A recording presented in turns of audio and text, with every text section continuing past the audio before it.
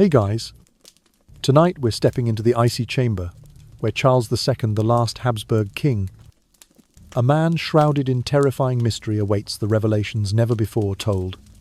Physicians recorded 6 horrifying discoveries inside his body, and the 5th one will leave you utterly speechless. We've gathered this information from multiple sources, so watch the entire video to verify what's true and what might be speculation.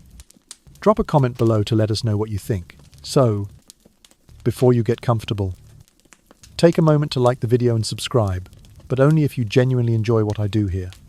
Comment where you're watching from and your local time. Now, dim the lights. Maybe turn on a fan for that soft background hum. And let's ease into tonight's journey together. In the chill of 1700's autumn, the final flicker of life left Charles II, the last sovereign of the Spanish Habsburgs, in a castle chamber whose very stones seemed to mourn his passing.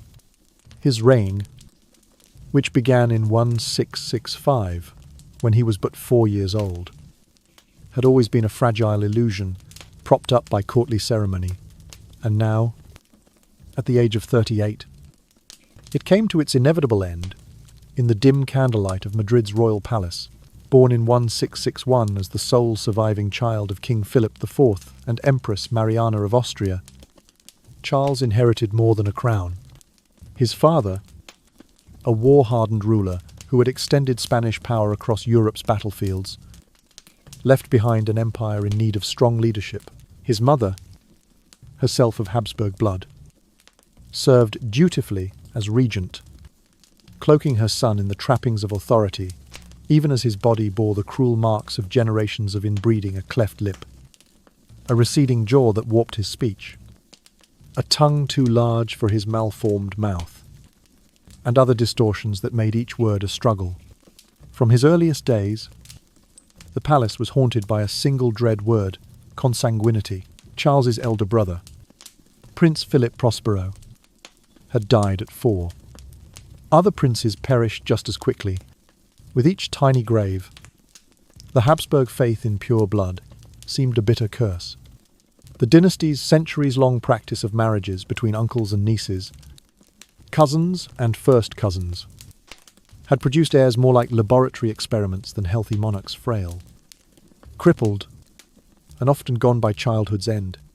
As a child, Charles needed attendants to hold him upright until he was 8. He shuffled like a fallen leaf, a tiny figure in opulent robes that could not hide his frailty. His voice, when it emerged, quavered and stuttered, as though each syllable exacted a toll in pain. Yet before the court and foreign ambassadors, he was draped in royal insignia, the very picture of majesty, if one chose to believe the show. Power remained forever out of his grasp. Real authority lay with Queen Regent Mariana and the powerful ministers who vied for Austrian or French favour. Spain's throne became a coveted puppet stage, where Charles served as the centrepiece of intrigue between Bourbon and Habsburg claimants. He embodied 2 stark truths: the hope of sustaining a global empire, and the horror of its genetic unravelling. His rule left little in the way of reforms or victories. Instead, Charles was defined by his weakness, both bodily and politically, and by the endless dynastic marriages crafted to secure an heir. He wed Marie-Louise of Orléans, and later Maria Anna of Neuburg. Yet neither union bore children. The sudden death of Marie-Louise in 1689 fed rumours of poisoning and high court conspiracy, adding fresh dread to an already desperate succession question. Within palace walls, faith sought to conquer frailty. Priests chanted exorcist prayers. Herbalists brewed balms in hidden chambers. Incense and holy water filled corridors like haze, promising divine intervention, even as Charles's gaunt figure lay strapped to a bed, convulsing in seizures that left him frothing at the lips. Guards, repulsed by the stench of decay that perfumed his flesh, could only watch in awe as the king thrashed and howled in torment. Despite this grotesque existence, Charles clung to his crown for 35 turbulent years. Factions rose at his deathbed. Foreign agents circled palace gates, Yet the limp figure on the throne endured an unwitting symbol of a dynasty that had outlived its vitality. At last, on that pale autumn day, his breath stilled. The lifeblood of Habsburg Spain ebbed away, and with it died the last hope of a line that had once proclaimed the sun never sets on its territories. Yet his passing did more than close a chapter. It ignited the War of the Spanish Succession, a brutal decade of conflict that shattered economies, redrew borders, and reshaped European power forever. In remembering Charles II's tragic life from his birth into a genetic nightmare to his regency under a watchful mother, from the court's restless plotting to the desperate search for an heir, we glimpse a cautionary tale when bloodlines are sealed by fear, and faith eclipses reason. The price is paid not only in individual suffering, but in the fate of nations. His final, laboured breath echoed the sorrow of a fallen empire, a poignant reminder that absolute power, untempered by wisdom and compassion, can consume both its bearer and its realm. In the waning weeks of 1700, King Charles II hovered perilously between life and death. His gaunt frame, reduced so drastically that every rib carved a sharp silhouette beneath his skin, could no longer bear his weight. Two attendants, ever at his side, guided his trembling steps as he shuffled from bed to chair, each motion a struggle. His lower jaw drooped, saliva trickled unchecked, and his attempts at speech came out as faint, broken whispers. Night offered him no respite. His limbs jerked with violent spasms, and his eyes flew open in terror, only to stare blankly at the physicians who fumbled to restrain him. For days on end, sleep remained elusive, leaving him a hollow-eyed wraith, drifting through the palace's silent halls.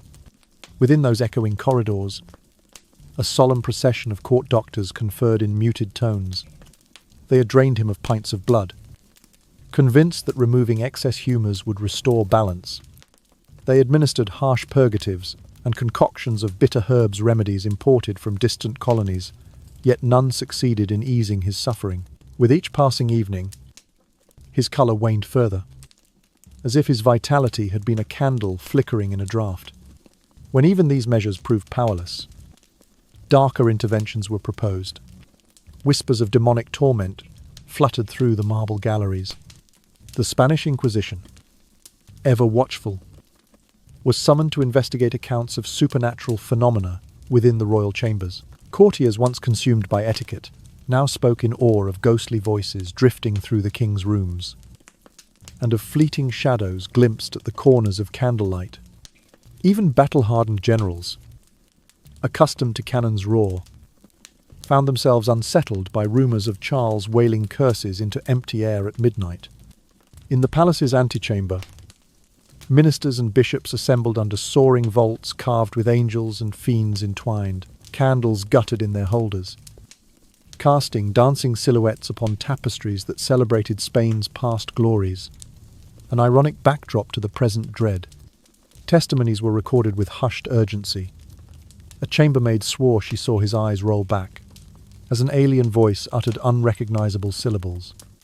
A guard insisted he heard laughter deep, hollow, inhuman echo along the corridor. These tales convinced many that no surgeon's scalpel could touch whatever affliction plagued the monarch. Meanwhile, Queen Maria Anna watched from her throne of sorrow. Lines of grief and fear etched her face as she gripped Charles's ice-cold hand, her whispered prayers weaving through the air. She seemed suspended between hope and dread, hope that some divine mercy might still save him, dread that the very institutions sworn to protect him might brand him possessed. Into this atmosphere strode Father Antonio Mariscala, chosen exorcist, his crimson vestments whispering over the stone floors, his eyes, alight with solemn conviction, bore into the frail king. He carried an olive-wood crucifix and a vial of holy water blessed by the highest church authorities. Acolytes arranged bronze censers that exhaled thick, sweet smoke, filling the chapel with strands of incense. That night, the private chapel, normally a place of quiet devotion, transformed into a stage for ritual conflict. Soldiers in scarlet cloaks stood guard at the door, muskets slung over shoulders, but hands ever at the trigger. Nobles duke, duchesses, envoys occupied the choir stalls, their faces a blend of terror and suppressed fascination. Carved angels overhead seemed to watch as faith and fear converged upon the infirm figure on the bed. Father Marisciallo began his incantations, his measured voice resonating through the vaulted ceiling. He pronounced ancient Latin passages intended to banish evil spirits. As he sprinkled holy water onto Charles's flesh, the liquid hissed against heated skin, sending thin wisps of steam into the chilled air. The scent of burning resin mingled with the metallic tang of fear. Charles convulsed instantly, his body twisting in the leather bindings as he emitted a scream that shattered the chapel's stillness. His cry shifted from plaintive childlike whimpers to guttural roars that rattled the carved pews. The straps that held him tightened against his wrists, drawing fresh beads of sweat. Acolytes urged him back down, their whispered prayers punctuating the king's tortured thrashing. Outside, the court held its collective breath. Candlelight flickered across drawn faces, some crossing themselves with trembling fingers, others avoiding the dreadful scene unfolding beyond the threshold. A single question pulsed through every mind. Had Spain's most learned physicians been outmatched by forces beyond their art? Had the divine bloodline Charles inherited become a conduit for something dark and unknowable within those endless hours? The dividing line between medicine and mysticism blurred. The doctors, relegated to the edges, watched helplessly as clergy assumed control of the proceedings. Their stethoscopes lay abandoned, their prescription ledgers untouched on nearby tables. Each brief interlude of calm when Charles's breathing evened and his gaze cleared was hailed as evidence that the exorcism had broken the evil's hold. But invariably, he would relapse into convulsions, as if the affliction lurked just beneath his fragile skin. At dawn's dim grey light, the outcome still hung in the balance. Candles had burned low, and the final tendrils of incense smoke drifted skyward. Father Marisciallo's robes bore the dampness of exertion, his face streaked with candle soot and tears of fervour. Charles lay nearly motionless, save for the gentle rise and fall of his chest. Those gathered remained in reverent silence, hearts pounding as they awaited any sign that the night's ordeal had turned the tide. In the hush of that early morning, long before the sun's rays pierced the stained glass windows, the palace's cold stones seemed to hold their breath. All who had witnessed the ritual wondered in silent dread.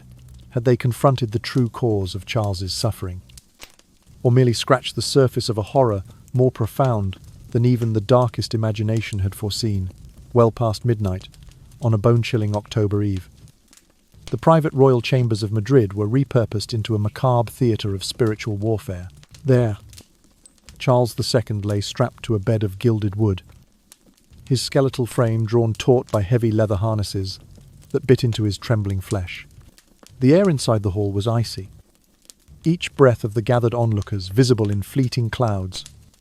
At the head of the bed stood Father Antonio Marisciallo, Spain's most revered exorcist, clad in a flowing scarlet robe that whispered against the stone tiles. He bore in one hand a silver-bound breviary inscribed with ancient Latin rites, in the other a vial of sanctified water, its surface rippling with reflected torchlight and a smouldering censer, its fumes curling in thick, fragrant wreaths. As the first words escaped Marisciallo's lips, "In nomine Patris, et Filii, et Spiritus Sancti," his voice seemed to pull the very warmth from the air. He traced the sign of the cross over Charles's heaving chest, flicking droplets of holy water that hissed against the king's fever-hot skin. The pungent aroma of burning frankincense mingled with the faint metallic tang of fear, crawling through the assembled ranks of dukes, bishops, and military officers who lined the gallery.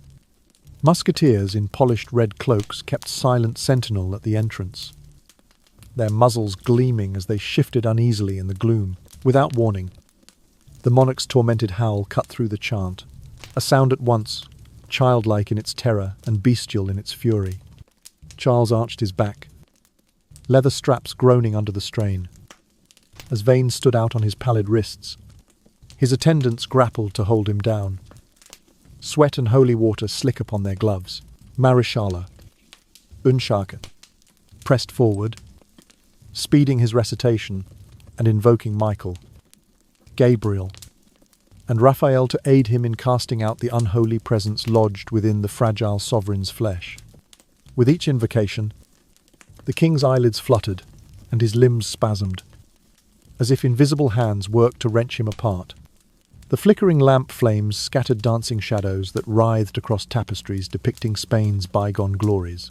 At intervals, Charles' lips parted, releasing shards of Latin prayers, broken fragments of exorcism mixed with plaintive cries in Castilian. Courtiers leaned forward, straining to catch meaning in the chaos, desperate to glimpse single evidence that the demon might be retreating. Midway through the ritual, Marishala drew a small iron cross, its edges worn smooth by countless ceremonies. He pressed it to Charles's forehead, the cold metal pausing for a heartbeat against the king's fevered brow, before another convulsion convulsed him into violent thrashing. Acolytes hurried in, pressing cloths to his forehead, wiping away beads of sweat that gathered in his darkening eyes. Then, with solemn reverence, the priest presented a tiny bone fragment in a golden reliquary, placing it over the monarch's heart, as he intoned a whisper so soft it barely disturbed the charged stillness. Per virtutem sanctissimae crucis expelle hunc spiritum. Brief, fragile calm followed these rites. Charles's chest heaved in shallow, ragged breaths, and for a fleeting moment, his gaze cleared his eyes, dimmed by sickness, flicked toward those who stood guard. A collective intake of breath rippled through the hall. Even the stalwart guards relaxed their postures, hoping beyond hope that the prayer had vanquished the evil. Marishala, lantern in hand, studied the king's visage, searching for any sign that the infernal grip had loosened. Yet each calm was merely a prelude to renewed horror. Within minutes, Charles convulsed once more, sinews rippling under paper-thin skin as if gripped by invisible claws. The straps creaked ominously, and the bed itself seemed to tremble beneath the violence of his spasms. The incense smoke, once light and curling, became thick and oppressive. Acolytes dashed about, flicking embers and relighting wavering candles to keep the chamber from sinking into utter blackness. Through it all, Charles's mind remained a fractured mirror, glinting with flashes of lucidity amid yawning chasms of delirium. When lucid, he managed snatches of coherent plea implorations for mercy, disjointed prayers of deliverance, only to slip moments later into guttural groans. The court's bravest souls clung to each sign of recovery, but Father Marishala's hollowed eyes betrayed the grim truth. These exorcisms had grown into a ritual of despair, not salvation. At the ritual's conclusion, the sidelined royal physicians crept forward, tools of their trade, abandoned under centuries of tradition. They gingerly examined the king's ravaged body bruises, mottling the strap marks, his skin drawn tight over collapsing muscles, the tremor that still shuddered through his form. The heavy scent of incense clung to his hair. His breath came in faint, stuttering whimpers, as if the ritual had leached more life than it restored. When dawn's grey light seeped through narrow windows, the exhausted congregation broke apart in desperate silence. No psalm or potion had reversed the decay of generations written in Charles's afflicted body.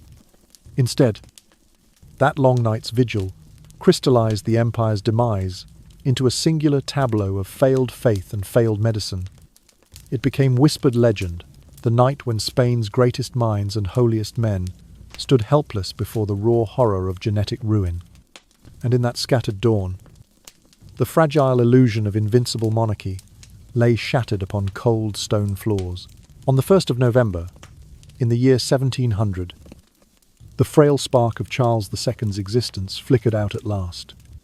News of his death swept across Europe's royal houses like a tempest, igniting the long-dreaded War of Spanish Succession even before the last toll of mourning bells had faded. Yet, in Madrid's hushed avenues, grief and ceremony held sway as the kingdom turned to preparing the final honours for its ill-fated monarch. Barely had dawn broken when the palace's highest dignitaries, dukes, marquises, and senior churchmen gathered in the shadowed antechamber to plan the funeral rites. By candlelight, they convened behind the Alcazar's vaulted arches, where woven tapestries of past conquests glimmered in the flicker. Their resolution was solemn for 3 nights. The king's body would repose upon a marble bier in the royal chapel, swathed in sable velvet, edged with the golden Habsburg eagle. Above it, a canopy of 12 carved pillars, each representing one of Spain's historic provinces, would shelter the bier, while the Archbishop of Toledo himself would preside over dirges sung by 1,000 voices, drawn from cathedrals and court chapels alike. When the morning of November first arrived, the funeral procession formed in stately silence. 4 black and silver hearses, their wheels shod in iron, were festooned with tufted crimson plumes and wreaths of dried laurel. Mourning knights, clad in sable cloaks trimmed with ermine, paced solemnly past the bier, each laying a single white rose upon the polished oak casket. Foreign envoys from France, Austria, England, and the Dutch Republic, already sizing up the power vacuum, stood in rigid courtesy, as 2 battalions of Bourbon Reformed infantry presented arms and fired solemn volleys that seemed to shake the muted air. Yet, beneath the stately pageantry, an uneasy murmur rippled through onlookers. Some whispered that the king's embalmed features looked unnaturally pinched, as if the mortuary artist had rushed his work. Others swore they heard soft moans emanating from under the pall during the lying in state, prompting guards to add lanterns and murmur prayers. A noblewoman collapsed at the coffin's foot, swearing. The king's eyes had flickered beneath the covering, though no physician could confirm a heartbeat. Such tales wove themselves through the procession, casting an eerie tension beneath the ceremony's polished veneer. Within the royal chapel's dim expanse, shafts of grey daylight filtered through stained glass, illuminating rows of bowed heads. The choir's requiem rolled like distant thunder. And Archbishop Don Francisco de la Mora's eulogy spoke of Charles's prolonged suffering, the crushing weight of his ancestry, and the ink of unanswered questions his reign left behind. At the mention of more mysteries than certainties, ambassadors shifted in their stalls, fully aware that dynasties trembled on the brink of upheaval. After the Mass, the cortege wound through the palace courtyard, torches flaring against the cold stone. The casket was borne to the canal's edge and loaded onto a black barge, its oars dipping silently under low bridges toward the monastery church of El Escorial. Along the canal banks, townsfolk gathered some scattering petals, others kneeling in prayer while minstrels' viols and lutes sang mournful strains, only to snap under the chill autumn air, leaving pregnant silences in their wake. As dusk settled, the flotilla reached El Escorial's steps. Monks in sable habits chanted the office of the dead, their voices reverberating off cloistered arches. At the sepulchre's mouth, the prior pronounced the final benediction, requiescat in pace. The marble sarcophagus, carved with the Habsburg crest, yawned open for one last glimpse before the lid descended, sealing Charles II in his eternal dormancy. But even here, something felt amiss. A sudden gust snuffed torches along the pillared corridor, plunging mourners into flickering darkness. Gasps echoed as they crossed themselves, some clutching rosaries as though warding off a restless spirit. When the lamps glowed again, palace logs recorded a dark blot, like spilled ink beside the coffin, though no spill could be found.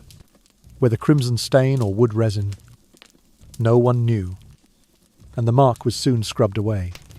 Yet rumours persisted. Perhaps the final exorcism had been incomplete, and the spectre that tormented the king still lurked in hidden corners.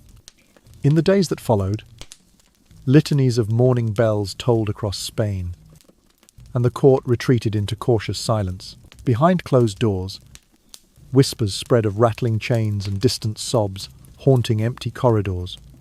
Meanwhile, ambassadors scurried to press their claims. Armies marched to war, and the memory of Charles's tortured finale and uncanny funeral lingered like a half-remembered dream, a dark omen of the storm soon to consume Europe. And so, wrapped in ceremonial pomp and shadowed by inexplicable happenings, Charles II of Spain was laid to rest. His final observances, sumptuous yet haunted, stood as a stark reminder that crowns, secrets, and the enigmas of death can entwine to haunt the living long after the sovereign's last breath. Amid the solemn atmosphere of the funeral rites, the royal physicians and renowned scholars meticulously recorded each step of Charles II's post-mortem examination, aiming to paint the most comprehensive portrait of the Habsburg genetic catastrophe. They unearthed 6 horrifying findings hidden within the emperor's body, each arranged in order from the exterior inward, allowing us to gradually uncover the severity of each lesion. Now, let us proceed together to the very first revelation they discovered. First, a heart no larger than a child's fist. Well into the fading days of autumn in the year 1700, after the palace candles had burned low and the final strains of mourning had died away, the royal surgeons turned to perhaps the most startling revelation of their post-mortem examination: the monarch's own heart. Carefully lifted from his chest cavity, the organ laid bare was barely larger than a child's closed fist, more akin to the heart of a small boy than that of a full-grown sovereign. Picture a muscle scarcely bigger than that of an 8-year-old. Yet somehow this fragile remnant had beaten steadily for nearly 40 years, despite overwhelming sickness and deformity. A profound hush fell over the practitioners as they took in its terrible state. The flesh was dried and shrunken, its surface mottled a dark, leathery hue, as if roasted by unrelenting sun, until every drop of vitality was drained away. Rather than the robust, fleshy organ they had anticipated, this heart looked more like a charred relic, hardened, misshapen, and barely capable of rhythm. One veteran physician leaned close to murmur that it seemed nothing short of a wonder it had ever sustained life at all. Under guttering torchlight, the surgeons examined the collapsed chambers. The ventricles, those vital pumps meant to surge blood throughout the body, were nearly obliterated, thickened in some areas, yet paper-thin in others. They could have driven only the faintest trickle of fluid with each feeble contraction. Yet Charles II's body, diminished and starved of nourishment, had clung to existence, relying on this skeletal organ to feed his organs through decades of deterioration. To see such a near non-functional heart maintain his life defied every medical principle known to them. In all their training, they had learned that hearts of this size belonged to children or small creatures, not adult rulers. Any anatomy text of their time would have deemed such an organ incapable of function. Yet Charles had been born with this alarming anomaly. His physicians had long feared his heart might falter at any moment. The tissue bore unmistakable signs of chronic damage, areas of dense scar where muscle fibers had perished for lack of blood, mingled with brittle patches of calcification that cracked under gentle pressure. A single dark stain hinted at an ancient, silent infarction, perhaps a heart attack in his earliest years, masked by his secluded life and muted symptoms. By candlelight, the court's chief doctor recorded that the coronary arteries meant to nourish the heart were nearly occluded by hardened plaques, leaving their channels no wider than narrow ribbons. Blood flow to the muscle must have been severely compromised, producing repeated micro-infarcts across his lifespan. Yet, astonishingly, each fragile beat had summoned all its waning strength to carry on. It was not merely medical marvel, but also a poignant testament to Charles's endurance. News of this peppercorn heart, as it came to be called, reverberated through Europe's medical schools. Professors used it in lectures to showcase the devastating results of generational inbreeding in the Habsburg family. Treatises pondered aloud whether any future remedy could have repaired such irreversible damage, or whether his fate was sealed from birth. In anatomical theatres from Padua to Leiden, students whispered in awe that a man had survived with so little cardiac muscle, a paradox that challenged all their learned doctrines. In that austere chamber, having concluded their examination, the surgeons gently replaced the heart and sewed the king's chest closed. They stepped back, dread and wonder heavy upon them. That tiny, ashen heart had carried the weight of a kingdom's hopes and anxieties, pumping against insurmountable odds until it could beat no more. It stood as more than a mere anatomical oddity. It was a stark reminder of human vulnerability, the frailty that not even imperial might could overturn. The heart's silent finality spoke volumes. No crown, no matter how illustrious, could rescue a ruler from the uncompromising laws of his own biology. Second, finding lungs saturated with fluid and decayed tissue. In the dim aftermath of the king's autopsy, the royal physicians turned their focus from the heart to a scene even more macabre: Charles II's lungs, engorged with turbid fluid and ravaged by necrosis. Under wavering torchlight, the surgeons observed pleural cavities distended until they bulged like waterlogged sacks. With a careful incision, they released a foul, oily serum that pooled on the marble slab, proof that this was not a simple bout of congestion, but chronic, widespread tissue death, laid bare before them. The lung lobes resembled spoiled fruit, swollen, purplish, and collapsing under the gentlest touch. Dark patches of decayed tissue oozed a thick, greyish exudate, its smell a sickly mix of iron and decay that forced courtiers to press handkerchiefs to their faces. Each breath Charles had drawn must have passed through this blighted organ, reducing every inhale to an agonized effort, and every exhale to a hoarse whisper. The surgeons documented vast regions, some cavities as large as a child's clenched fist, where once vibrant alveoli had disintegrated, leaving only fragile walls of fibrous scar tissue. These empty pockets collapsed like deflated bellows. Incapable of any gas exchange, one physician extracted a slimy plug from a bronchial tube, a hardened mass of pus and cellular debris, and noted that such a blockage could not have formed overnight. Charles had endured this festering infection for years, hidden beneath the veneer of royal privilege. Further examination revealed that the visceral pleura, normally a thin, glistening membrane, had thickened into a rigid sheath. Parts of it showed whitish calcifications, as though the breath of life had turned to bone in some areas. When a surgeon attempted to lift a lobe, it tore away with a wet, snapping sound, exposing rough, uneven surfaces beneath. The dull percussion tones the physicians had recorded during the king's life now made grim sense. Any tap against his chest would have sounded hollow, the true resonance lost in the pools of liquid and hardened scar tissue. The chief royal physician, furiously recording his observations by flickering candlelight, concluded that no conceivable treatment of the age could reverse such devastation. He remarked that trying to cure this level of destruction was akin to mending a shattered glass with prayer alone. Noble onlookers exchanged haunted glances. They realized that the monarch they had seen breathe as a boy on his throne had spent his reign choking on his own decaying flesh. Yet despite this internal ruin, Charles had lived on.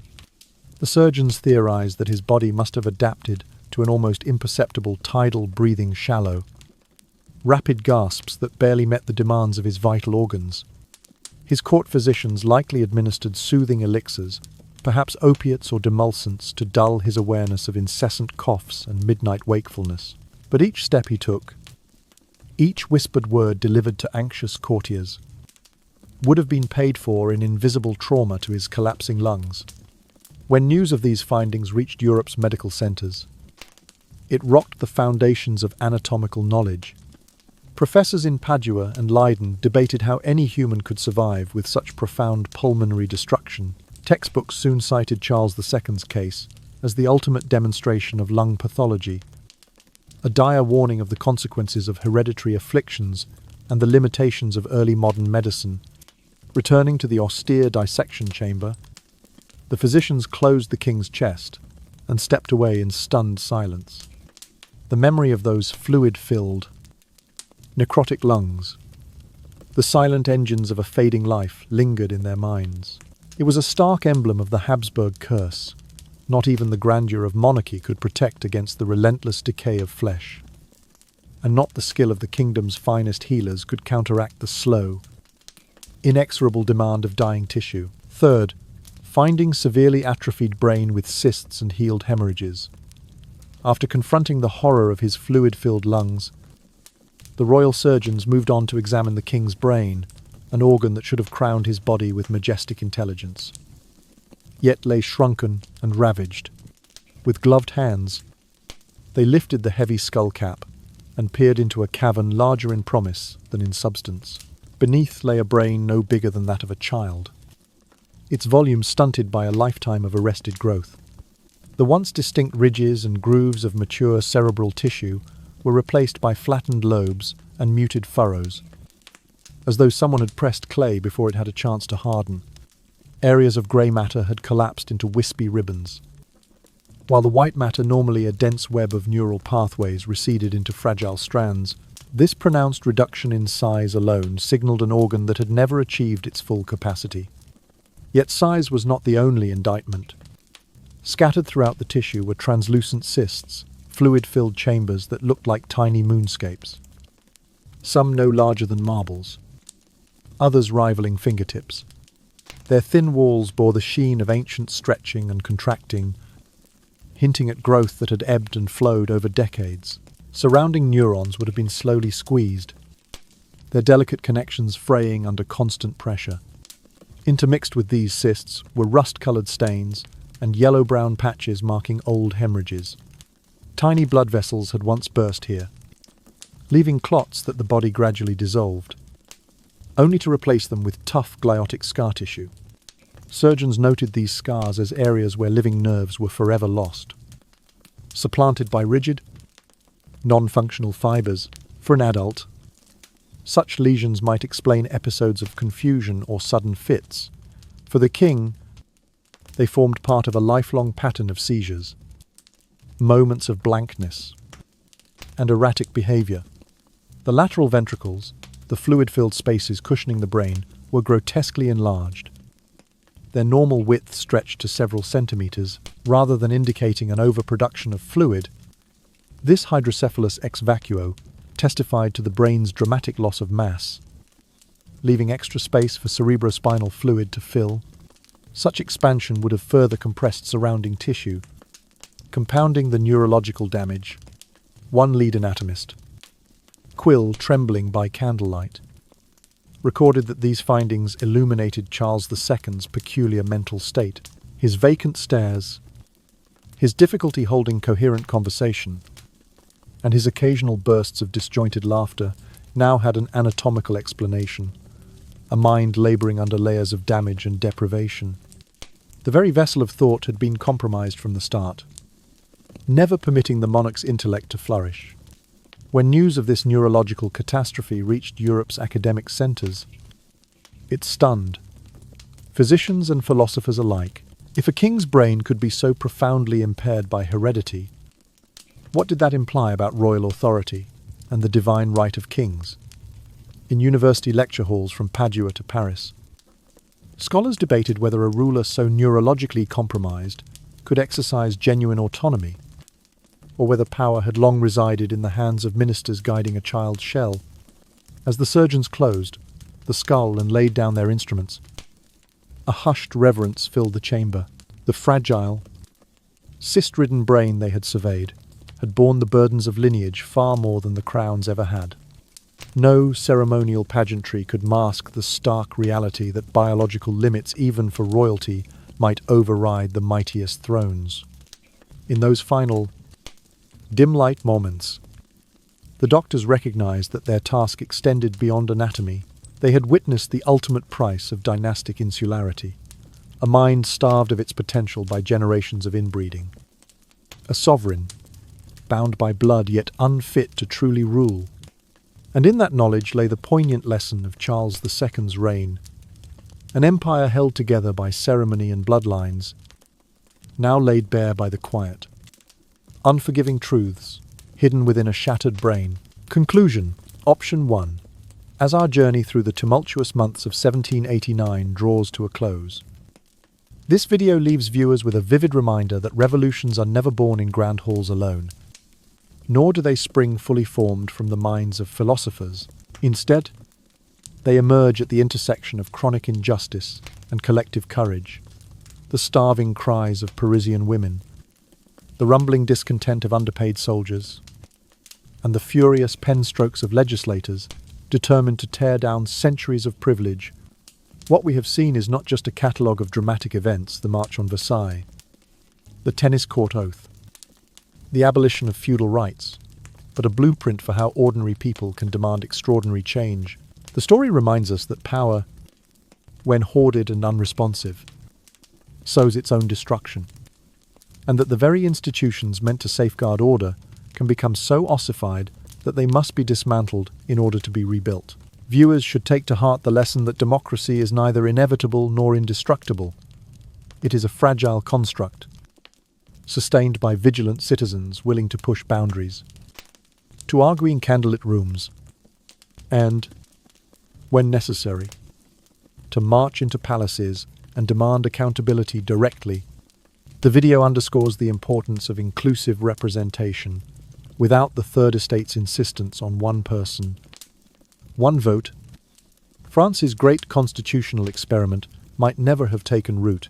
It teaches us that token concessions are no substitute for systemic reform, and that laws drafted behind closed doors are powerless without transparency and public engagement. Finally, our exploration of these transformative months in French history serves as both a cautionary tale and an inspirational rallying cry. It cautions that delay and indecision from those in power, Louis XVI's repeated hesitations, can precipitate crises far worse than the original grievances.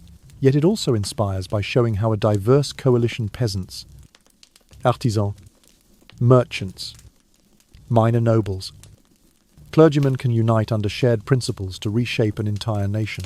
In an age when the relationship between governments and their citizens remains under scrutiny around the world, the French Revolution's opening chapters remind us that meaningful change requires bold ideas, collective solidarity, and the unshakable belief that ordinary people deserve a genuine voice in shaping their destiny. Conclusion. Option 2. By tracing the arc from Versailles' glittering courts to the smoke-choked streets of revolutionary Paris, this video offers viewers more than a history lesson. It delivers a profound meditation on power, legitimacy, and civic responsibility. At its core, it reminds us that governments derive authority not from divine right or ancient custom, but from the consent of the governed. When that consent is repeatedly ignored through unfair taxation, empty bread racks, or unsigned constitutions, the very fabric of society unravels, and people will step into the streets to claim the rights long denied to them. Thus, this video's message resonates beyond 18th century France, serving as a timeless testament to the principle that rulers must remain accountable or risk being swept aside by the tide of popular will. Viewers can also glean practical lessons about the anatomy of reform. The National Constituent Assembly's methodical approach, first abolishing feudal privileges, then codifying individual rights, and finally drafting a constitution with checks and balances, illustrates the necessity of thoughtful, staged progress. Rapid change, without planning, can veer into chaos. While years of procrastination can provoke uprisings, the events of 14 July's storming of the Bastille through October's March of the Fishwives demonstrate that meaningful reform is neither top-down nor spontaneous. Rather, it requires mass participation, constant vigilance, and a balance between radical energy and institutional stability. Moreover, the video highlights the indispensable role of grassroots activism, whether in the form of pamphleteers circulating Enlightenment tracts, women barricading palace gates, or local communes enforcing the new laws. It shows that revolutions are not just shaped by prominent figures, or dramatic moments, but by countless small acts of defiance and solidarity. From that vantage, the French Revolution's opening act becomes a call to viewers today. Never underestimate the power of ordinary citizens to bend the arc of history toward justice. In closing, this exploration of 1789 offers a twofold value. It enriches our understanding of a pivotal historical moment, illuminating the complex interplay of economic crisis, political maneuvering, and popular mobilization. Simultaneously, it delivers a stirring message. For the present, democracy demands active engagement. Rights require vigilant defense. And lasting change demands courage from every quarter of society. As audiences watch the curtain fall on the old regime and rise on the new constitutional order, they are reminded that the spirit of the revolution lives on in every citizen's vow to hold power to account and to build a better world by the people. For the people, and with the people. Fifth, finding skull, flooded with cerebrospinal fluid hydrocephalus. Once the surgeons had set aside the remains of Charles II's skeleton, they turned their focus back to his skull, steeling themselves for yet another grim revelation. By the pale light of lanterns, they sawed through bone, lifting the parietal plates to reveal a hidden sea of pale fluid. It did not trickle or drip, but pooled like a slow tide around the brain's surface, a volume far exceeding the scant amount normally contained within the cranial vault. In a healthy adult, cerebrospinal fluid cushions the brain in measured quantities. Yet here, the ventricles had ballooned to astonishing proportions, forcing the cerebral cortex into compressed folds. Deep furrows and flattened ridges bore witness to years of relentless pressure. Surgeons estimated they had drained several hundred milliliters of fluid, enough to drown a child's head. But inside a king's skull, they whispered that this overabundance must have raised his intracranial pressure to excruciating levels, inflicting pounding headaches that no bleed or potion could ever soothe. Within the dura mater's tight confines, pain fibers stretched like taut wires. Each heartbeat and breath would have transmitted tremors of agony through the meninges. Palace records speak of nights spent tossing in bed, moaning for relief as the world darkened behind closed eyes. The surgeons imagined Charles pressing cloths to his temples, seeking any measure of comfort even as darkness closed in. Beneath the watery blanket, the brain itself lay pallid and fragile. Dreamy was smoothed into shallow hills. Sulci barely scored the surface. Neurons along these compressed layers must have been starved or crushed, their connections severed by constant hydrostatic force. Memory centers in the hippocampus, they deduced, would have been especially vulnerable, explaining the king's frequent lapses, his staring apathy, and his moments of bewildered silence. When a probe slipped into the enlarged lateral ventricle, it sank swiftly through fluid, as clear as spring water, yet heavy with unseen damage. The condition, what later generations would call hydrocephalus ex vacuo, reflected not an overproduction of fluid, but the brain's own shrinkage, creating empty space that filled with cerebrospinal liquid. Each pulse from the choroid plexus deep within the ventricles simply added to the crippling weight. The liquid they collected looked benign at first, a milky opaline wash tinged faintly with red, but upon standing, it settled into a cloudy sediment.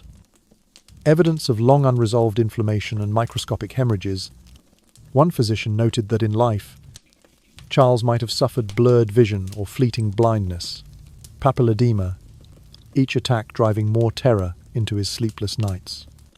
News of this discovery rippled through Europe's medical schools like a shockwave. Anatomists marveled that a monarch could endure such internal flooding for decades. It upended all notions of regal invincibility. The very fluid that shields the brain had become its executioner. No scholar had ever encountered a case so extreme. As the surgeons gently replaced the pale pia mater and refitted the skull, they paused in silent reflection. Here lay the most vivid clue to the king's lifelong despair. A head bowed not by guilt or worry, but by an ocean of fluid pressing incessantly on his mind. His body had borne countless torments, twisted bones, shattered organs. But within this watery prison, his thoughts were stifled and his suffering unrelenting. In that hushed chamber, the physicians recognized that no crown, no matter how resplendent, could protect its bearer from the unstoppable forces of biology.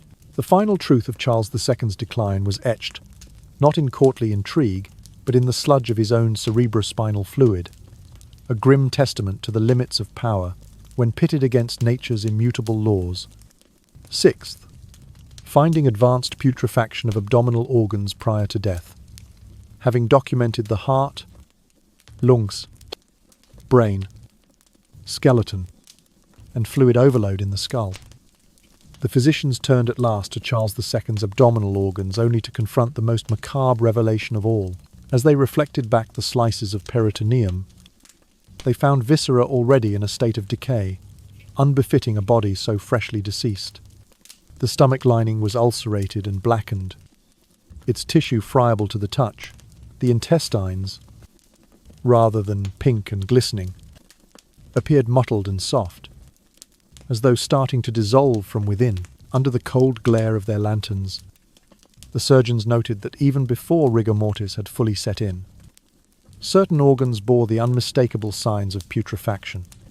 The liver, normally a robust, reddish-brown wedge, had taken on a dull grey hue, its edges ragged and soft, a faint but unmistakable odour sweet, sickly, and repulsive hovered in the chamber, despite all efforts to mask it with lavender and rosemary. One physician, covering his nose with a cloth, murmured that he had seen no such decay in any other cadaver. Even 1 day beyond death, when the large intestine was opened, a dark, foul-smelling fluid poured forth, as if the colon had begun to self-digest before the king's last breath had even faded. The small intestine was studded with patches of ulceration and necrotic slough, and the mesentery, the thin tissue binding the bowels, was distended with bloody exudate. Under gentle pressure, the walls of the intestines yielded a greyish liquid that clung to the scalpels and ran off in rivulets, staining the white marble table in grotesque starkness. The gallbladder, far from the pearly sac they expected, was thickened and opaque. Its bile hardened into crystalline deposits that resembled lime.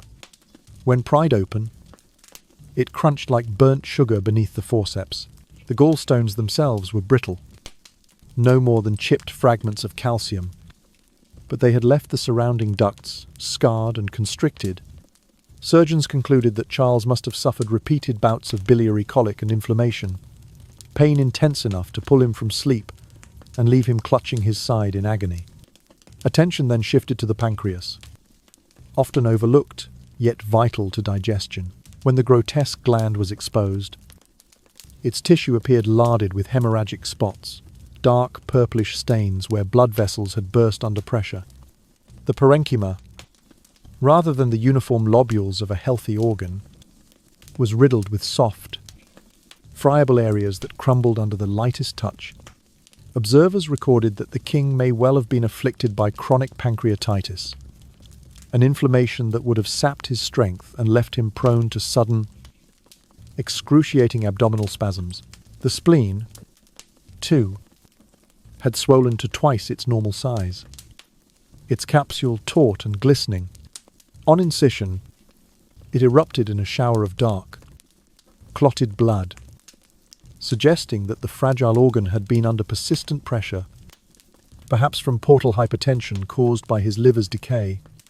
One attending scholar noted that the spleen's engorgement likely contributed to his chronic fatigue, anemia, and bruising, a trifecta of symptoms recorded in court diaries, but never medically explained.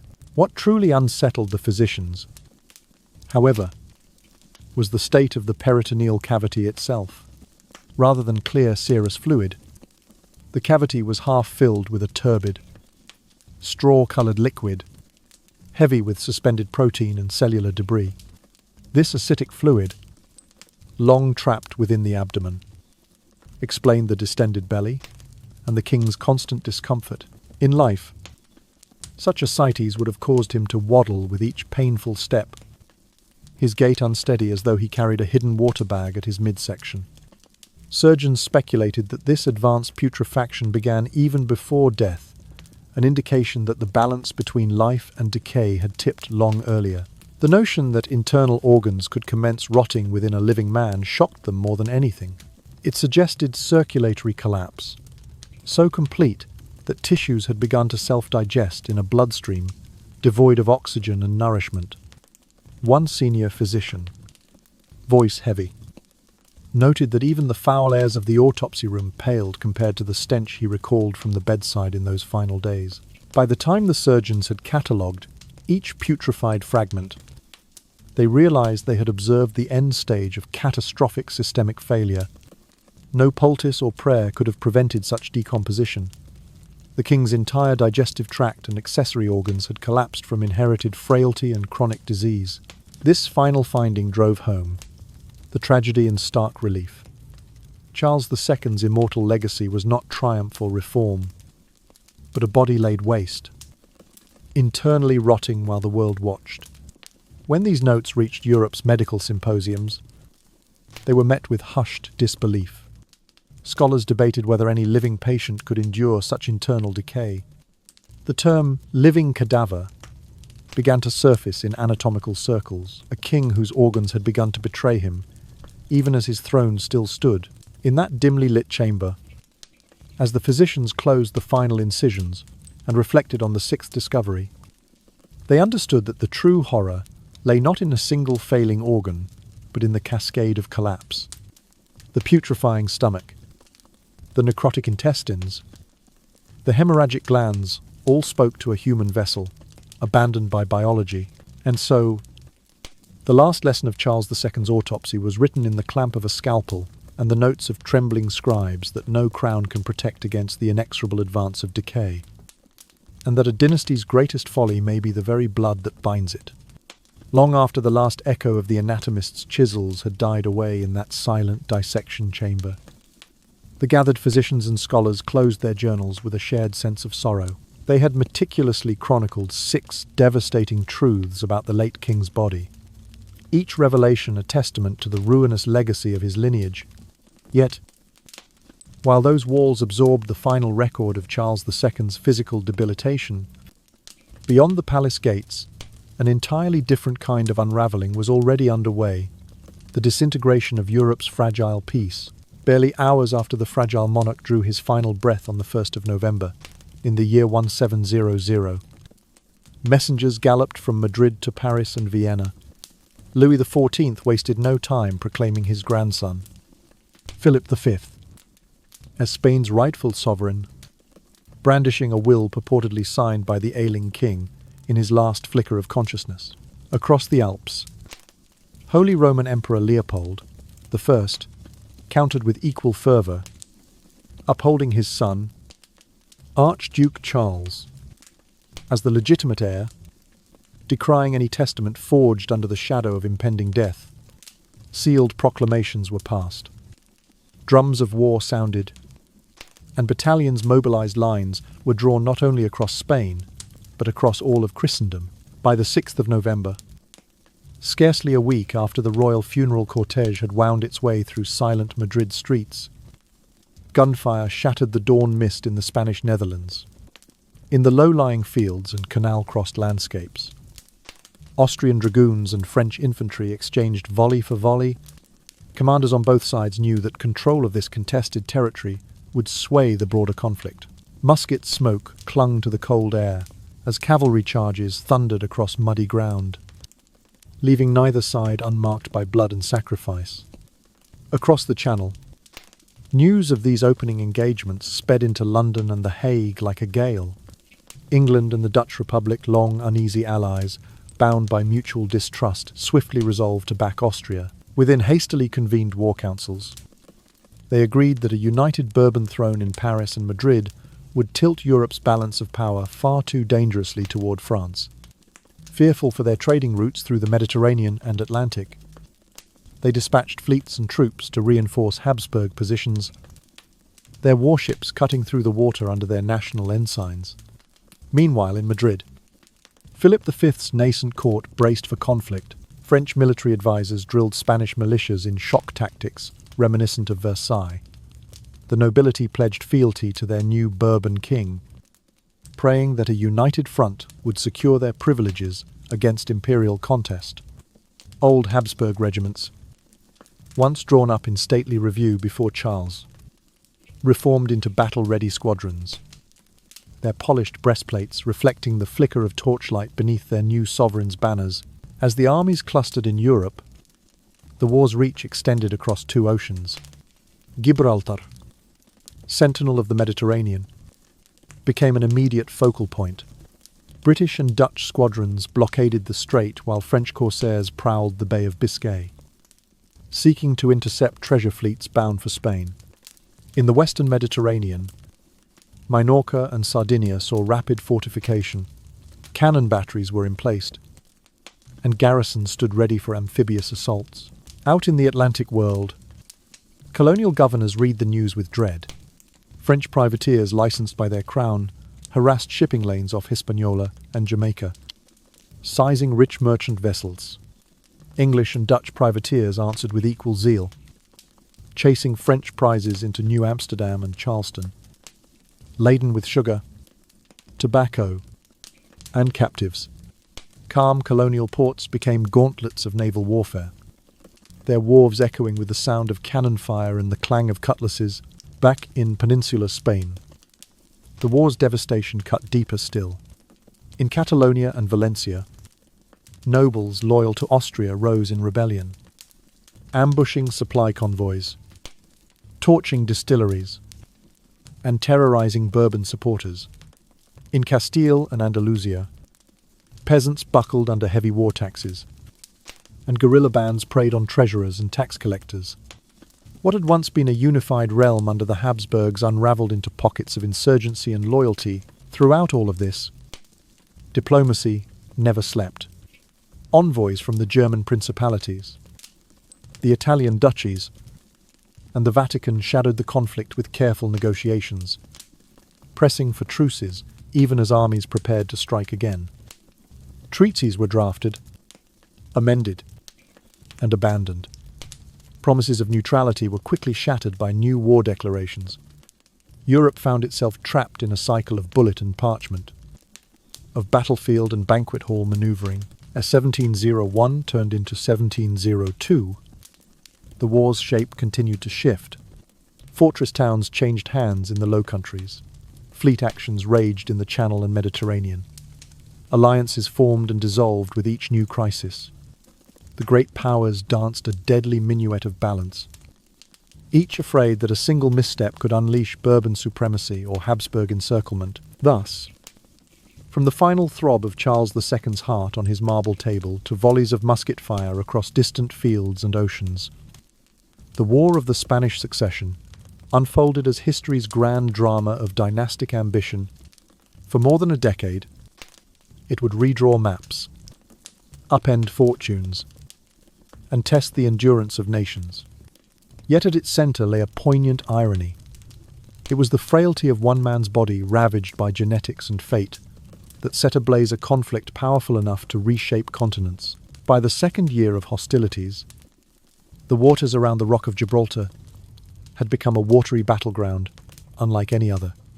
Before dawn's grey light, squadrons of English and Dutch men of war formed long, measured patrols through the strait, sails slack, rigging creaking, as lookouts peered through spyglasses for the telltale pennant of an opposing fleet. Merchantmen laden with salted cod, woolens, and Dutch grain plied the channel in tight convoys, each flanked by sleek warships bearing the Red Cross of St. George and the Orange Lion of the United Provinces. Their task was clear yet monumental: sever Spain's and France's maritime lifelines to the Americas and East Indies, starving their treasuries of precious bullion and spices. Opposing them, French and Spanish warships surged forth from Mediterranean ports, using their intimate knowledge of coastal shoals to slip past the blockaders. When the two sides clashed, the sea boiled with the thunder of cannonades. Iron shot whistled through fog-shrouded masts, tearing through timbered hulls with shattering violence. Rigging snapped like bowstrings as decks ran slick with seawater, mixed with the blood of sailor and marine alike. English and Dutch gunners aimed to disable enemy spars and yards, while French captains responded with disciplined broadsides meant to drive the escorts off before the merchantmen could escape. By nightfall, smoke-filled waters quivered with the wake of battered vessels, some drifting helplessly. Others hove to as makeshift repairs were made by lanterns' glow, though both sides suffered grievous losses. The Anglo-Dutch force prevailed in its primary mission. The Franco-Spanish convoy broke formation, limping back toward Cadiz and Cartagena with shattered hulls and empty supply chests, leaving the Allied fleet's control of the vital shipping lanes. In London and Amsterdam, merchants exhaled deeply, their ledgers safe for yet another season. Meanwhile, on the European mainland, the combined armies of Austria, England, and the Dutch Republic deployed siege works against France's northern strongholds. In the soggy polders and canal-lined fields of the Spanish Netherlands, sappers laboured day and night, extending lines of earth and wood toward imposing citadels. Under cover of darkness, they tunnelled beneath the bastions, planting charges set to thunder at first light. Siege artillery, hulking, bronze and iron beasts was hauled through mud by teams of oxen, only to unleash devastating barrages that splintered walls and shattered defenders' resolve.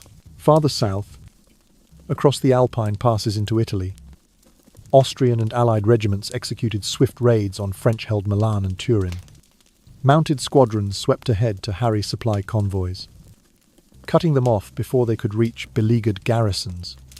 Where garrison towns blocked the way, commanders gambled on rapid encirclement. Mobile field batteries pounded walls while infantry columns pressed in, forcing defenders to pour resources into desperate resistance or withdraw. On the open plains of Lombardy, Austrian infantry held tight formations against repeated cavalry charges, trading musket volleys for charges of steel-tipped sabres. Each engagement a brutal contest of discipline and will. At home in the British Isles, regiments of Highlanders answered the call, their kilts and tartans a startling sight on Belgian and Dutch soil, renowned for deadly, rolling volleys of musket fire. These veterans struck at French supply depots, their sudden appearances sowing chaos behind enemy lines. Their fearsome repute bolstered Allied flanks, forcing French commanders to divert precious troops to guard vulnerable rear positions. On the high seas, the conflict widened as the rebuilt Spanish fleet, reborn under Bourbon reforms, attempted daring supply runs across the western Mediterranean. Bold blockade runners, slim and swift, darted among rocks and reefs to evade British and Dutch cruisers, yet most were captured or sunk. Their cargoes of grain and munitions funneled into prize courts to fund the Allies' continued war-borne expenses. The blockade choked Spanish and French garrisons of sustenance and severed vital tax revenues flowing back to Madrid and Versailles. As winter's chill descended, the toll of war weighed on every front. Siege trenches froze solid, rivers turned to ice, and the roar of cannon gave way to the crack of muskets in bitter night skirmishes. Storms raged through the Strait of Gibraltar, testing every hull and rigging knot, yet neither side balked at the brutal conditions.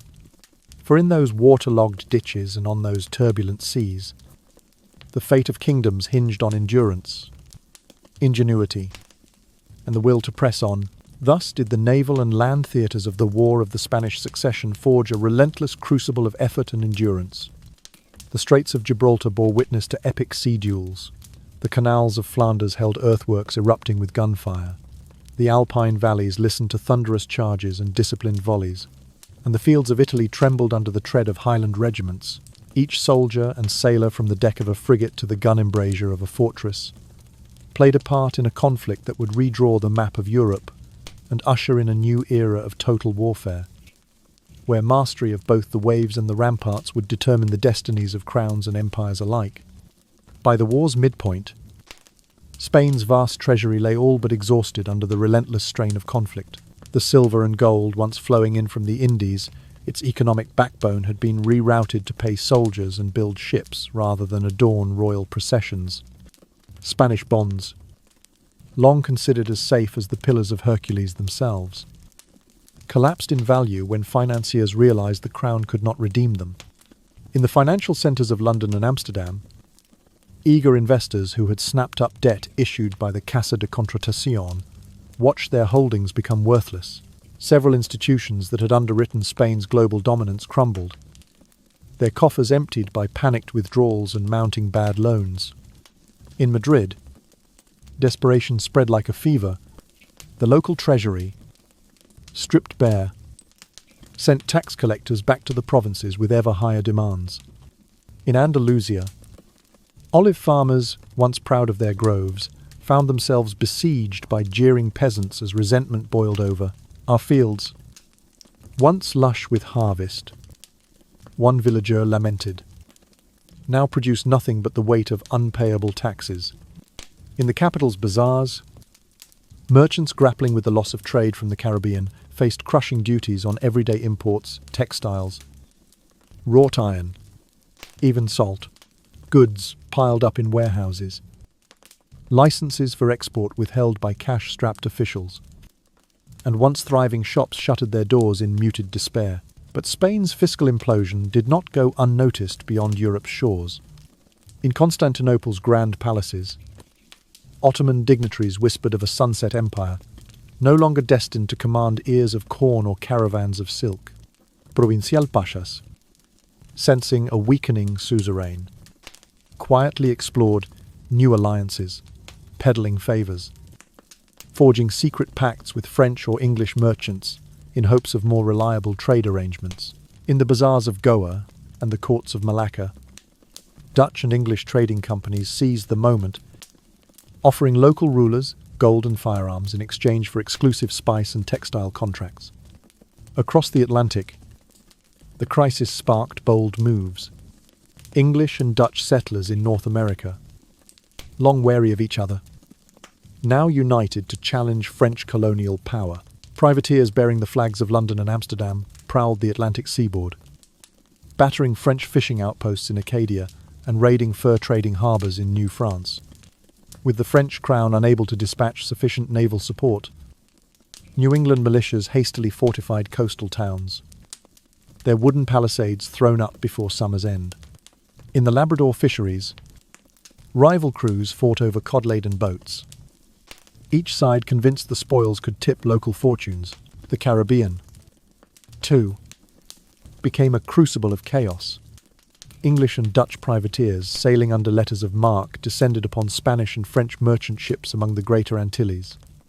Sugar planters on Barbados and Jamaica erected fortifications of earth and stone, their fields ringed by blockhouses and cannon ports. Across the water, Martinique's colonists prayed for relief, as their rum casks dwindled and coffee stocks soured under the tropical sun. Enslaved labourers, hearing rumours of refuge in rival colonies, risked escape across pirate-infested waters. Madrid's attempts to replenish the treasury faltered. Proposals for fresh loans from foreign bankers were met with refusal. Forced contributions from the nobility ignited fury among grandees who felt their privileges threatened. A convocation of the Cortes debated new imposts with a sense of dread, each argument for higher levies, countered by dire warnings of revolution. Andalusian peasants, driven to desperation, formed bands that ambushed tax collectors and seized granaries, their revolt a stark reminder that the monarchy's reach had limits. Meanwhile, Spain's prized American domains felt the squeeze. In Mexico City and Lima, viceroys reported grimmer figures from the silver mines, their shafts clogged by a shortage of timber and skilled miners.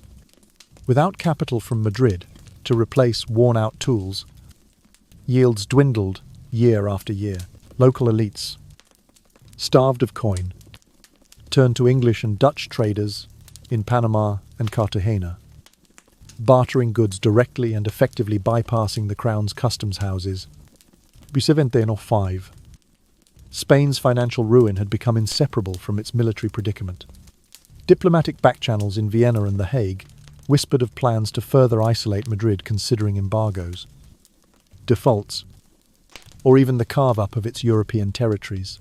Leaflets circulated in Catalonia and the Basque provinces, promising clemency for noble defectors and heralding a Habsburg restoration as the only salvation from Bourbon misrule. Thus, Spain's economic collapse fueled and expanded the war. Where funds were scarce, frontiers faltered. Where coffers failed, alliances shifted. The spectre of bankruptcy haunted royal councils in Madrid, galleons in Cadiz, trading posts in Goa, and silver mines in the Andes. And as ministers grappled with the grim arithmetic of war finance, the world around them began to coalesce into new patterns of trade, power, and alliance patterns that would outlast the final echo of cannon fire on the Rock of Gibraltar. By the closing months of 1713, the protracted fighting that had ravaged Europe for over a decade at last drew to an end with the signing of the Treaty of Utrecht, though Spain itself was riven by civil strife and unable to take part in the negotiations. Its destiny was nevertheless sealed by the victors. From the ruins of war, England emerged triumphant, securing Gibraltar's rocky bastion at the entrance to the Mediterranean and the island of Minorca vital naval bases that would allow the Royal Navy to command sea lanes between the Atlantic and the Mediterranean for generations. The Dutch Republic, ever wary of Bourbon aggrandizement, ensured that its holdings in the Spanish Netherlands would pass to Austrian administration, creating a neutral barrier against future French designs. Austria, for its part, gained jurisdiction over the southern Netherlands, roughly today's Belgium and the Kingdom of Naples, offsetting losses elsewhere, and reinforcing Habsburg authority in Italy and the Low Countries. France, though compelled to cede ground, managed to claim a significant diplomatic victory, the international acknowledgement of Philip V, a grandson of Louis XIV, as King of Spain. In return, Paris agreed never to fuse the crowns of France and Spain under a single Bourbon ruler, an explicit check on any future union that might threaten Europe's hard-won balance of power. Despite relinquishing many continental possessions, Spain preserved its monarchy.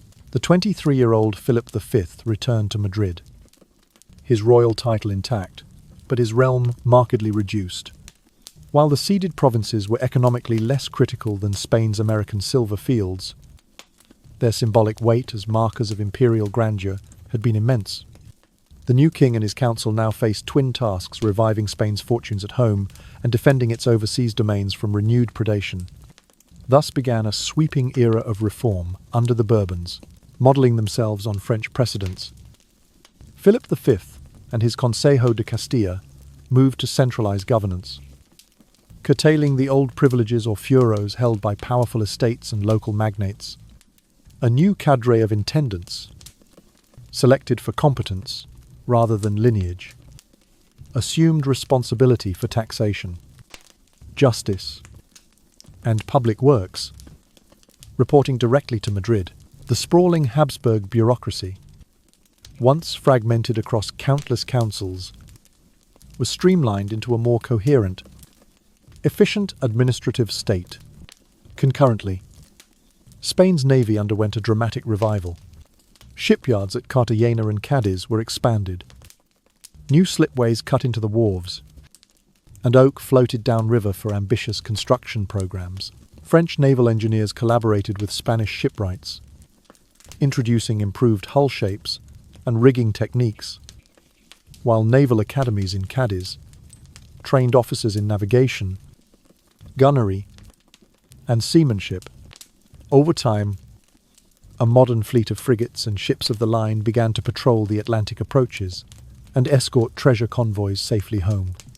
On the financial front, Spain enjoyed culture stabilization. The loss of European taxes was mitigated by tighter fiscal policies. The old system of farming out taxes gave way to direct collection under the intendants, reducing graft and boosting yields. Though never as flush as in Habsburg days, the treasury achieved enough revenue to service debt without recurrent defaults. Silver shipments from Lima and Mexico City resumed at sustainable levels, and stricter regulation of colonial trade by the rejuvenated Council of the Indies curtailed smuggling, ensuring that customs duties reached the crown. Socially, the reforms met resistance from entrenched grandees and colonial elites. But the appeal of renewed order proved strong. Improved roads and postal services knit the peninsula together, facilitating commerce and governance alike. Merchants, reassured by naval escorts, once again ventured to sea. Agricultural incentives spurred crop diversification, easing the burdens on farmers long burdened by wartime levies. By mid-century, Spain, no longer the Habsburg-era colossus, stood reconstituted in its institutions. The Treaty of Utrecht had ended a war that had nearly broken the realm. Bourbon reforms rebuilt its structures. A centralized government, a revitalized navy, and a more stable economy provided a foundation on which Spain could once more play a vigorous role in European and Atlantic affairs. From the ashes of territorial loss arose a monarchy tempered by experience, its power narrower but its sinews stronger. The map had been redrawn. Yet Spain's story continued. A new chapter forged in the crucible of defeat and renewal. During Philip V's tenure, Spain set in motion a comprehensive program of reform that sought to strip away the cobwebs of feudal privilege and breathe fresh life into its aging institutions. At the forefront was the dismantling of noble and ecclesiastical tax immunities. Vast tracts of land that had once paid little or no tribute to the crown now fell under a standardized system of fiscal oversight. Peasants in Castile and Leon, who had previously rendered their dues to dukes or bishops, were redirected to regional inspectors appointed by Madrid, ensuring a steadier and more predictable inflow of revenue to the royal coffers. Concurrently, the machinery of government was overhauled. Gone were the sinecures handed out as princely favours. In their place rose a meritocratic corps of administrators drawn from the ranks of jurists, choulas, and seasoned military officers trained in the newly established academies of Toledo and Madrid. These officials formed tribunals and intendancies that handled everything from local jurisprudence to infrastructure projects. Their allegiance lay squarely with the crown, and their work, scrutinized by the centralized Council of Castile, ensured that policies devised at court were implemented faithfully across every province. Reforms extended to the armed forces as well, inspired by the structures of the French army. The infantry was reshaped into standing regiments equipped with uniform drill manuals and standardized kit. No longer were able-bodied peasants summoned only at the outbreak of war. Now, full-time soldiers stood ready, their pay and promotion tied to performance rather than patronage. Artillery was similarly professionalized. New foundries in Pamplona and Zaragoza produced uniform cannon, and specialized gunners learned the science of ballistics and logistics, transforming what had once been a ragtag collection of ad hoc crews into a disciplined corps. Spain's naval revival was equally ambitious. Shipyards at Cartagena and Cadiz were expanded to accommodate grand ships of the line. While naval architects introduced sleeker hull forms, French engineers tutored Spanish craftsmen in advanced techniques of copper sheathing and rigging. A nascent naval academy in Cadiz taught officer cadets the essentials of navigation, gunnery, and seamanship. Under the protection of these modern squadrons, treasure convoys from the Americas now sailed, with far less fear of privateers. Across the Atlantic, the revamped Council of the Indies imposed stringent controls on colonial trade. Gone were the days when silver and cochineal slipped through loose customs posts. Royal factors in Lima and Mexico City maintained detailed accounts, enforced quotas at the mines, and oversaw every shipment bound for Seville. In the Casa de Contratación, duties were calculated with unprecedented accuracy, closing loopholes and curbing graft. Although colonial merchants protested vigorously, worried that their profits would shrink, they could not deny the positive impact on the crown's finances, which now relied less on onerous borrowing. Naturally, these changes met resistance. Traditional nobles bristled at losing local autonomy, Creole merchants in the New World chafed under tighter regulations. Yet Philip's reinvigorated state apparatus, backed by the reformed military and navy, had both the legal authority and the muscle to enforce compliance. Garrison troops kept unruly ports in line. Auditors toured the viceroyalties, and river patrols on the Guadalquivir ensured that only officially sanctioned vessels carried goods. Over the ensuing decades, the cumulative effect of these measures became clear. Royal revenues climbed steadily, enabling Madrid to fund domestic programs and maintain its overseas commitments without frequent defaults. The professional army and modern navy served as credible deterrents to foreign adventurism. Infrastructure improvements, new roads, bridges, and post roads knitted together distant provinces, fostering internal trade and strengthening central authority. By the middle of the 18th century, these reforms had laid a solid foundation for Spain's gradual renewal. While the kingdom never regained the unchallenged supremacy of the Habsburg era, it emerged as a more cohesive state, capable of defending its interests at home and abroad. The labyrinth of ancient privileges gave way to a streamlined bureaucracy and disciplined military forces. In the soft light of this new era, Spain stirred from the shadows of its past, cautiously stepping forward on the path of enlightened governance and renewed maritime ambition. We began in a dimly lit palace chamber, witnessing the most intimate betrayals of a royal body. We end in a Europe reshaped by conflict and concord. Yet the heart of this video lies not only in the macabre details of Charles II's autopsy or the thunderous volleys at Utrecht, but in the broader messages that ripple through time. Above all, this is a story about the limits of hereditary power and the necessity of enlightened reform.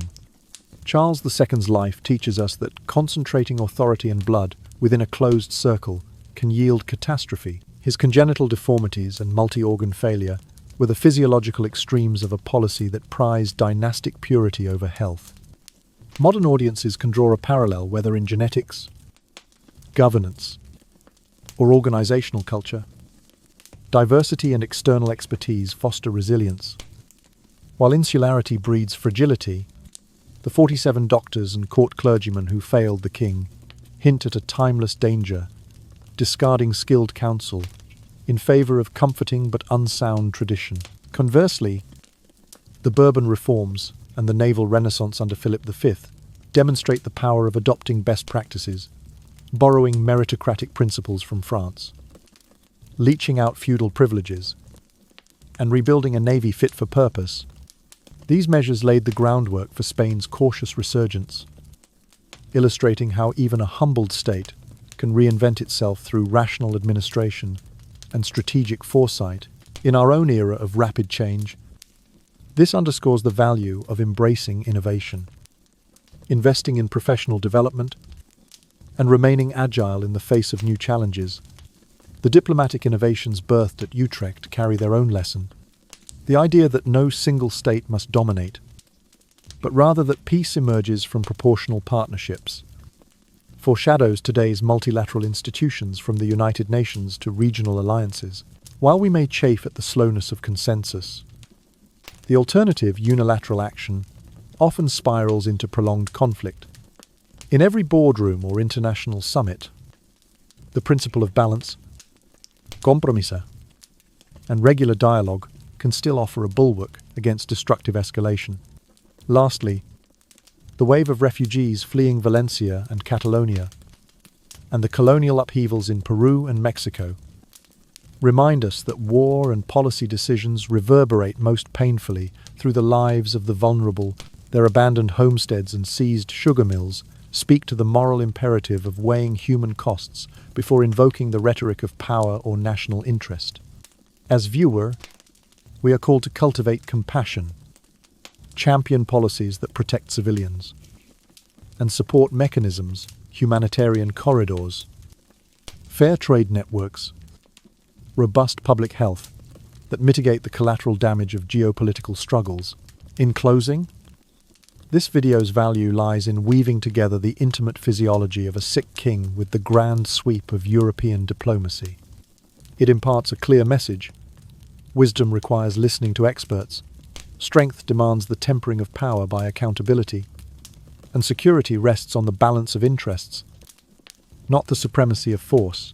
May these lessons guide us as we confront our own century's trials, ensuring that, unlike Charles II, no society succumbs to the silent ravages of insular thinking, and that, unlike 17th century Europe, we forge unity through reasoned exchange rather than the horrors of perpetual war.